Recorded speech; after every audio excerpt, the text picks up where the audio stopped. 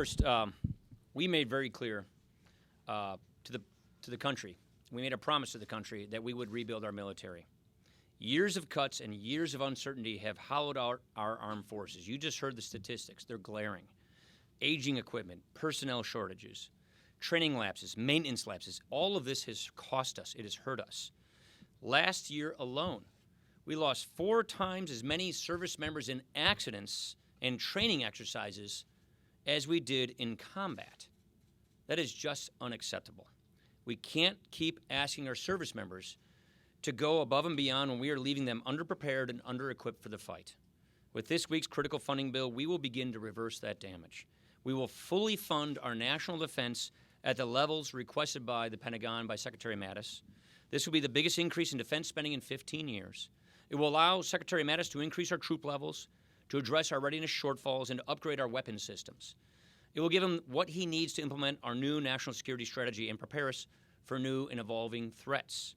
It is so important. This is the biggest pay raise for our members in 8 years. I met a young woman on Thursday.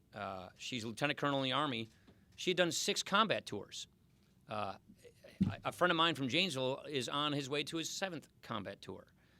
This is what our service members are doing for us.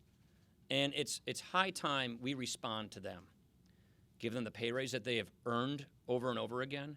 Give them the equipment they need so that they can do their jobs well and safely. And give them the resources they can do the training that they need so that when they're actually in harm's way, they are equipped. That's what this bill does. This bill will obviously do a lot else, but this is really about how we build the 21st century military. We have 21st century threats, and our men and women in uniform need to be equipped and prepared to deal with these threats. So I want to thank these members of the Armed Services Committee for their leadership. I want to thank the members of the Appropriations Committee as they work to finalize this legislation. This is going to mark a beginning of a new era for our nation's military, and it's high time we do that. Questions? Come on. You were late. Yeah. Yeah. I'll go to the second. All right. When are we going to see this omnibus? Hopefully soon. Yeah. I think I'm hoping today. No, we're not talking about that. Look, we got close, but we weren't going to let midnight stop us from finishing our job of negotiating it out. There are some unresolved issues.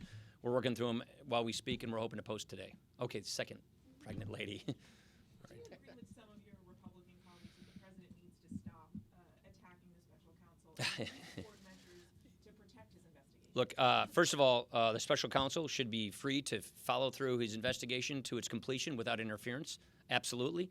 I am confident that he'll be able to do that. I've received assurances that his firing is not even under consideration.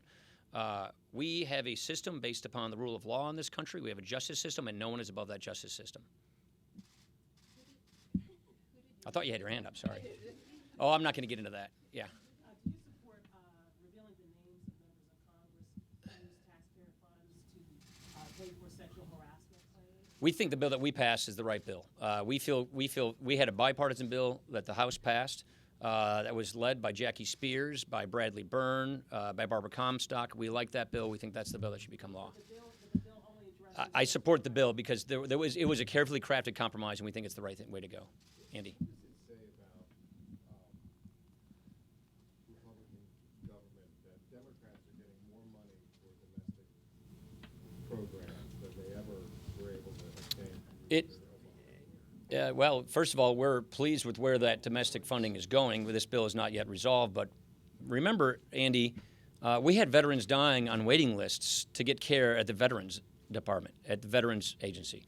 The VA needed upgrading. The VA needed improving. We think that's important. I think all people, Republicans and Democrats, agree we have a serious opioids crisis in this country. This is taking down citizens across the country, and we need to address this opioids crisis. That's something we think needs funding. We also believe, based upon the fantastic scientific research by scientists around this country, in concert with the National Cancer Institute, the National Institute of Health, that we have a close chance of getting to some really critical cures. So 2 years ago, we passed the 21st Century Cures Bill. We need to fund that. And so those kinds of investments are things that Republicans and Democrats agree on.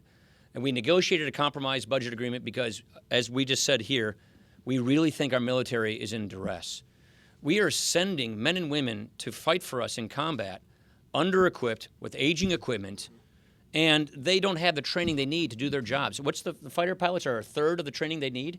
Yes, before we send them out to fight. So that's critical. The name of the game on the debt and the deficit's entitlements. You know that. You've been covering the budget for as long as I've been here. It's entitlements. And regrettably, the House passed the biggest entitlement reform bill Congress has ever considered last year, and regrettably the Senate did not follow suit. So we're just going to have to keep at it on entitlements.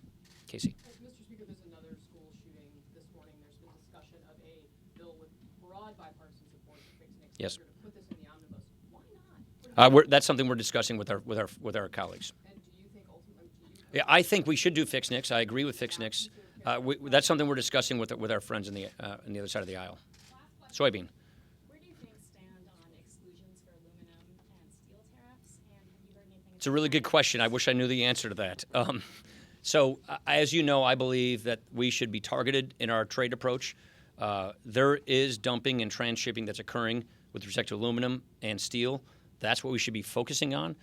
We are hopeful and confident that the administration will continue to narrow their approach so that it's less broad-based and more focused on those who are perpetrating these unfair trade practices. So that's really where this has to go. They're working on an exclusion and exemption system. We have not seen the details of that yet, but we are strongly encouraging the administration. Let's focus on the people who are perpetuating these unfair trade practices without hurting allies who are not cheating, who are not dumping. And we also have to take into consideration the affected industries right here in America that use steel and aluminum. We don't want to cost jobs there as well. Thank you very much.